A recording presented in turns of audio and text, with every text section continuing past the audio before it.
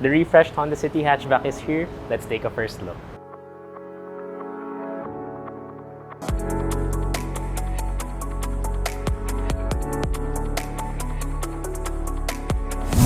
Honda Cars Philippines has just launched the updated City Hatchback. While differences are minimal, it does get some important changes which we'll get to in just a bit. Let's take a first look. As of editing, we don't have the pricing for this yet, so we'll just put it in the comments and description of this video. So let's start talking about the City Hatchback with what's new on the exterior. So you can see that it looks basically the same as the City Hatchback that we already know, but it does have this new color. It's called Sonic Gray Pearl, and I think it really matches how this looks. And we also have this new front grille over here. It looks pretty much the same as before, but it is bigger.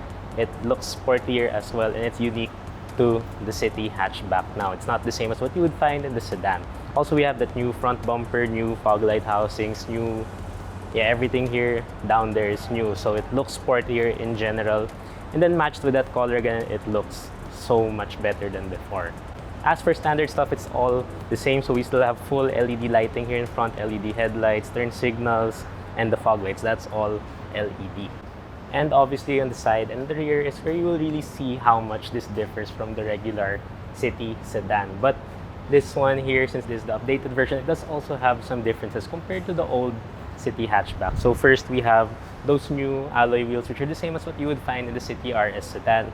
They're blacked out since this is the RS and the only variant again. Then we also have these new side skirts, I believe.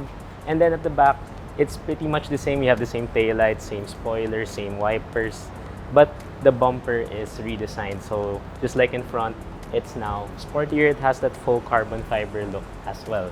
Then opening the tailgate, so we do still have the same amount of space, obviously, and this is pretty big. And we'll talk about the space here in just a bit. But in general, this is what you would find in a subcompact crossover usually, and you can get that here in a small hatchback.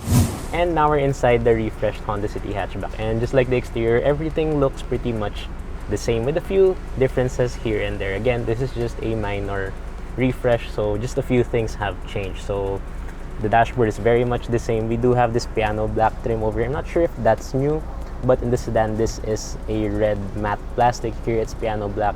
This looks better in my opinion. And we have this hard touch plastic material on the dashboard, this soft touch leather portion here with red stitching, very nice to see and look at, and more hard touch plastics here on the door panel, but everything feels solid as before. Everything else is the same as well. The analog instrument cluster over here with the 4.2-inch display in the middle is the same. We unfortunately don't get the 7-inch display that the Thai market gets in their City Hatchback, but I don't mind this because it does still look very nice, and it's always refreshing to see something like this, very traditional looking display or gauges over there. The steering wheel is also the same. This is the same one you would find in the Honda Accord, which unfortunately is no longer here. It does have red stitching since this is the RS, and it also has our controls for our Honda sensing. So that's a new feature on this car. We'll talk about that later once we get to take this out on a short drive. And the horn, it sounds a bit different, so that's new as well.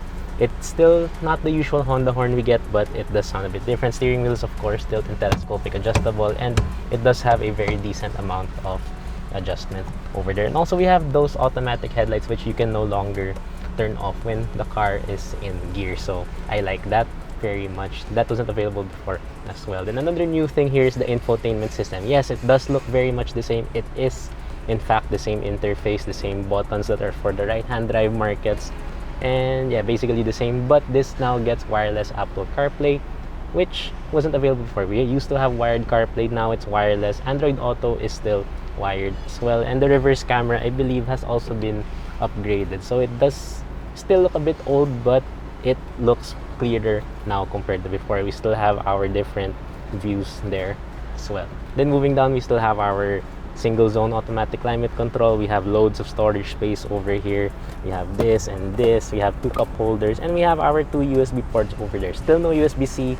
I don't really mind, but yeah. So we still have our two USB ports over there. 12-volt power outlet, our shifter here, and our manual parking brake. So the Thai version also gets an electronic parking brake. This one still doesn't have it. And probably the biggest change here are the leather seats. So we now get this almost full leather seats. We still have a little bit of fabric on it, but it's just an accent, and it's two-tone, so it's black and it's red.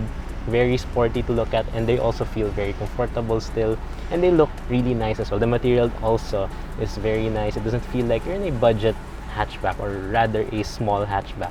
Usually these cars feel cheap, but this one does not feel cheap at all. And now we're here at the back of the City Hatchback, and yeah, nothing much has changed here except for the leather seats, and we still have our two aircon vents down there. We have two 12-volt power outlets. No USB port, unfortunately, but we do have two 12 volts over there. I don't know why, but yeah, that's what they gave us. And then materials same. We also have loads of space. So for a small hatchback, this is very generous when it comes to space. You can see that I'm able to stretch my legs really far. It's like I'm in an SUV, or there's actually more space than an SUV here. It's like I'm in a van. And this is in my driving position, by the way. So yeah, I'm 5 feet and 7 inches tall, and this offers so much space. And also these seats are Honda's ULT-R seats, so utility, long, tall, and refresh, so you can adjust them in various configurations depending on what you need. And that's really one thing that makes this hatchback a very practical one over getting something like a crossover like the Honda HR-V. So yeah, it's a very practical hatchback. You can see loads of space, very practical. And I guess, yeah, we can now take this out on a drive. And now we're driving the Honda City Hatchback, the refreshed one again, and don't really expect much to differ when it comes to this. So let's just take it out in a very short drive. I'll try to do this in one take. So we're inside the Honda Safety Driving Center, so we can have a little bit of freedom in testing back here, or rather inside this facility. So for starters, the engine of this car is still the same as before. So it's a 1.5 liter iVTEC gasoline engine that produces 121 horsepower and 145 newton meters of torque. So we still don't have that hybrid and the turbo that the Thai market gets, and some other markets as well. But this engine is still good as it is. It still feels very familiar. It still feels very smooth. It's very sporty to drive. I really like how the steering of this car feels, and yeah, in general, this is just a really good car to drive, and that's still what it is now. Hopefully, when they do decide to make a new generation of this, it remains that way, because honestly, they really don't have to make much changes when it comes to driving, because it's just really a good car. And I'm currently making a very tight U-turn or a round turn or whatever. It's very easy in this car, and let's just do a quick acceleration test here. We can go up to 60 in this area. So let's put in sport mode and let's go. So you can hear it.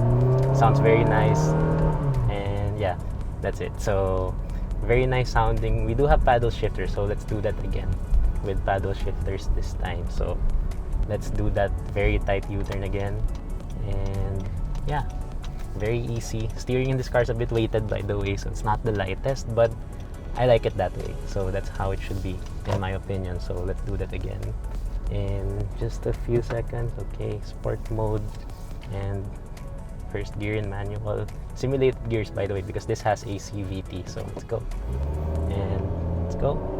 It's a bit slower now, but still pretty good as it is. And that's the speed limit now, and yeah, very good car. It's also quiet right now in this condition, so I like that. And maybe on the highway it's gonna be a bit louder, but inside this closed course it's not the loudest, and the road here isn't exactly the smoothest as well. So that's pretty good for this car already. And yeah, honestly, other than the changes that we already showed you earlier, there really isn't much to talk about this new City Hatchback when it comes to driving.